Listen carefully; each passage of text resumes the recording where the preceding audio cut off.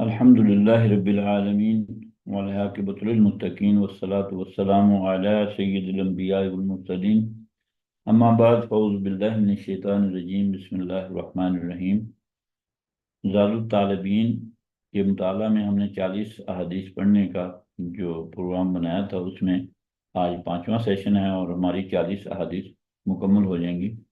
پہلی 20 احادیث جو ہم نے پڑھی ہیں وہ سادہ جملہ اسمیہ ہیں، چھوٹے چھوٹے سے جملے ہیں، یاد کرنے آسان ہیں۔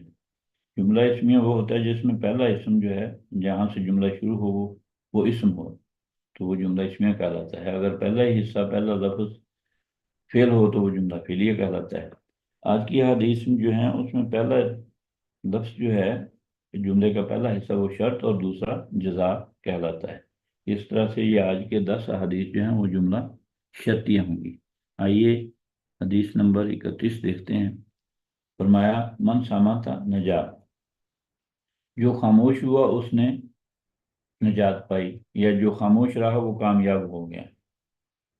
تو یہ بہت ہی گہری بات ہے جو رسول اللہ صلی اللہ علیہ وسلم نے ان 3 الفاظوں میں، جس میں ایک 2 فعل ہیں اور ایک من اسم ہے، اس میں سمجھا دی۔ تو یہ اتنی بڑی سائنس ہے آج کی دنیا میں کہ اس پہ کتابیں لکھی گئی ہیں، دی پاور آف سائلنس۔ اور ہمارا مشاہدہ بھی ہے کہ جہاں انسان ودرا کرتا ہے یا بحث تمیز میں خاموش ہو جاتا ہے تو پھر کسی نتیجے پہ پہنچنے میں بڑی آسانی ہو جاتی ہے، اور خاموش ہونے والا ہی کامیاب ہوتا ہے، اس لیے کہ وہ اپنے موقف کو ریویو کرتا ہے، دوسرے کی بات کو سننے سمجھنے کا موقع ملتا ہے۔ تو اس طرح سے وہ بظاہر تو لگتا ہے کہ اس نے ودرا کیا، ہار مانی، لیکن اصل میں کامیابی اسی کی ہے۔ اگلی حدیث میں فرمایا من یحرم الرفق یحرم من الخیر، جو محروم رہا نرمی سے گویا وہ خیر سے محروم ہو گیا۔ یہ بھی اخلاق کی بہت بڑی تعلیم ہے کہ انسان کا رویہ اور کنڈکٹ جو ہے وہ بڑا سافٹ ہونا چاہیے، گفتگو کے انداز سے بھی اور اس کی ڈیلنگ کے حساب سے بھی۔ تو وہی جو ہے وہ کامیاب ہوگا، وہی خیر سمیٹے گا، خود بھی اور دوسروں کے لیے بھی خیر کا باعث ہوگا۔ 33 حدیث ہے، 33 نمبر پہ من لا یشکر الناس لا یشکر اللہ، جو انسانوں کا شکریہ ادا نہیں کرتا وہ اللہ کا شکر بھی ادا نہیں کر سکتا۔ دراصل شکر تو اللہ ہی کا ہے جس نے بہت سی نعمتوں سے ہمیں نواز رکھا ہے۔ اب انسانوں کا شکریہ اس انداز سے کہ وہ نعمتیں ان انسانوں کے ذریعے سے ہم تک پہنچتی ہیں، اور وہ اس میں پروسیس کرنے میں، ہم تک بہم پہنچانے میں ایک دوسرے کے لیے لوگ مفید ہیں، اس لیے پہلے ان کا شکریہ، اور اس رویے سے پھر انسان جو ہے وہ اللہ کا شکر گزار بندہ بنے گا، جس سے اس کی نعمتوں میں اور اضافہ ہوگا۔ 34 نمبر حدیث ہے من راغب عن سنتی فلیس منی، جس نے میرے طریقے سے اعراض کیا وہ مجھ سے نہیں۔ یہ عام فہم حدیث ہے، اور جانی پہچانی نکاح کے حوالے سے بھی یہ پڑھی جاتی ہے، اور دوسرے بھی اگر رسول اللہ صلی اللہ علیہ وسلم کا طریقہ زندگی میں نہ ہو تو وہ ایک سنت سے اس کی خیر سے محروم رہتا ہے۔ 35 نمبر حدیث ہے من تشبہ بقوم فہو منہم، جس شخص نے کسی قوم کی، کسی دوسری قوم کی مشابہت اختیار کی تو وہ انہی میں سے ہوگا۔ اس سے پتہ چلتا ہے کہ انسان کا اخلاق و سیرت کے ساتھ ساتھ اس کی صورت بھی بڑا میٹر کرتی ہے، اس کی بھی اہمیت ہے۔ تو ہمیں اپنا حلیہ اور اپنی وضع قطع بھی رسول اللہ صلی اللہ علیہ وسلم کی سنتوں کو سامنے رکھتے ہوئے اختیار کرنی چاہیے۔ 36 نمبر حدیث آج ہے من بطأ به عمله لم یسرع به نسبه، جس شخص کو اس کے عمل نے پیچھے کر دیا، پیچھے رکھا، اس کا نسب اسے آگے نہیں بڑھا سکتا۔ تو اس میں عمل پہ کی تاکید کی گئی ہے کہ جائے کہ انسان اپنے نسب پہ اور اپنے خاندان پہ وہ ناز کرے، تو دراصل عمل ہے جو انسان کو کامیابی میں آگے بڑھاتا ہے۔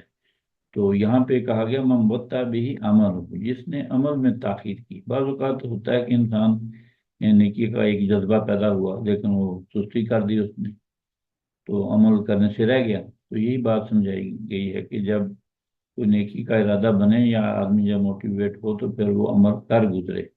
اور اگر عمل میں سستی ہوگی تو پھر اس کا نسل اسے کام نہیں آئے گا۔ 37 نمبر حدیث ہے، من اراد الحج فلیعجل، جس شخص نے ارادہ کیا حج کا تو چاہیے کہ وہ جلدی کرے۔ اور یہ حاجی کے معاملے میں یہ حکم نہیں، ویسے بھی جب نیکی کا ارادہ کر لے انسان تو کر گزرے، ہو سکتا ہے پھر اس کو التوا میں ڈالنے سے انسان کہیں محروم ہی نہ ہو جائے۔ تو نیکی کے معاملے میں ہمیشہ جلدی کرنی چاہیے، یہی اس حدیث کا میسج ہے۔ 38 نمبر حدیث ہے، من حلف بغیر اللہ فقد اشرکا، جس نے قسم کھائی اللہ کے نام کے علاوہ تو گویا اس نے شرک کا کام کیا۔